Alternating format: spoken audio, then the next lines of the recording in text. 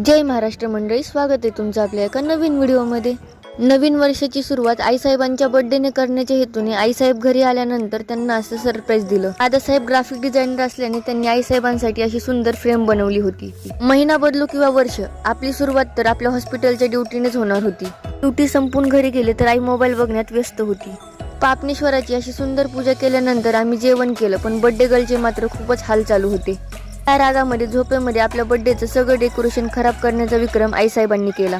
नंतर जगात भारी छोटू कोल्हापुरीला आईसाहेबांनी आपल्याला पार्टीसाठी नेलं। मेनू कार्डचं खोटं खोटं वाचन करून थंडीमध्ये आईस्क्रीम खाणाऱ्या आईसाहेबांना दादासाहेबांनी मस्त धडा शिकवला।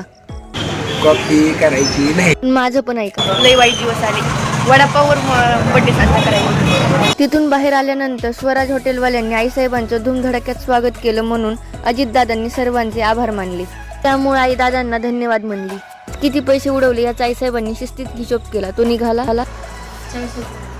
मंडळी, नए साल में खुद का साम्राज्य खुद निर्माण करेंगे और आगे सुनो, जो बोलेंगे उसको करेंगे और आगे चलेंगे। नवीन वर्षाचा नवीन ब्लॉग कसा वाटला हे मला कमेंट करून नक्की सांगा। ब्लॉग आवडल्यास लाईक, शेअर आणि सबस्क्राईब करायला विसरू नका। तोपर्यंत खा, प्या आणि मस्त राहा। मनापासून धन्यवाद।